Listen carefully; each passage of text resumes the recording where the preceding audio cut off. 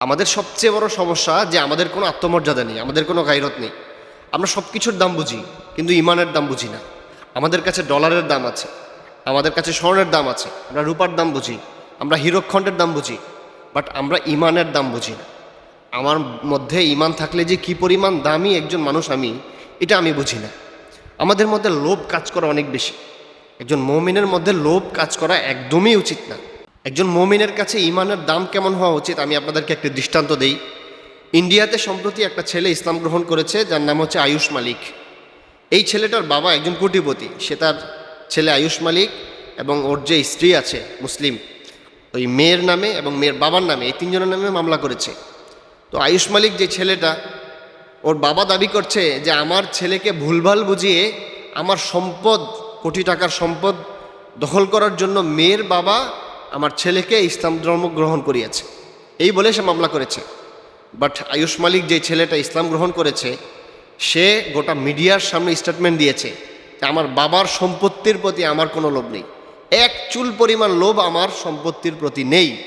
বরং আমার যে সম্পদগুলো আমি পাওয়ার কথা, এগুলো প্রয়োজনে আমার ভাই বোনদেরকে দিয়ে দেন, বাট আমাকে আমার ধর্মটা পালন করতে দেন। একজন মুমিনের কাছে ইমানের দাম এমন হওয়া উচিত। বাট আমরা সামান্য একটা কিছুর বিনিময়ে আমরা আমাদের ইমানকে শেষ করে দিই। আমাদের দিলের মধ্যে খেলোয়াড়ের যে পরিমাণ ভালোবাসা, মেসি, নেইমার, রোনালদো, এদের যে পরিমাণ ভালোবাসা, এই দলগুলোর যে ভালোবাসা, আর্জেন্টিনা, ব্রাজিল, দেখবেন এখন মুসলিম সব ছেলেদের গায়ে আর্জেন্টিনার জার্সি, ব্রাজিলের জার্সি। তো খেলোয়াড়দের যেই পরিমাণ মোহাব্বত, ইমানের সেই পরিমাণ মোহাব্বত নাই। একটা জার্সির যেই পরিমাণ মোহাব্বত, ইমানের এতটুকু দরদ আমার আপনার দিলের মধ্যে নাই।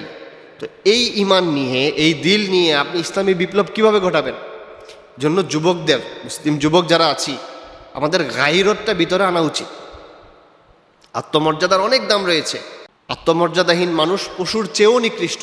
তুমি তো একজন মোমেন, তুমি একজন ইসলাম ফলো করা একজন মানুষ, তুমি তো বিধর্মীদের সাথে মিশতে পারো না, তুমি বিধর্মীদের কাজকর্ম তুমি করতে পারো না। এই জন্য সামনে যুবক যারা আছেন, আপনারা এটার প্রতি অনেক বেশি লক্ষ্য রাখবেন যে আমার ইমানের দাম কত বেশি, আমার ইসলামের দাম কত বেশি। এই ইমানটা আমি পর্যন্ত, সে আরব থেকে বাংলাদেশ পর্যন্ত আসতে কত মানুষের রক্ত ঝরেছে, কত সাহাবাই কেরাম জীবন দিয়েছে, কত আল্লাহ ওয়ালারা তরবারির সামনে নিজের গলাকে বিছিয়ে দিয়েছে। এরপরে ইসলাম এই দেশে এসেছে। ইমান তুমি পেয়েছ, বাট এটার দাম আমরা কেউই দিচ্ছি না।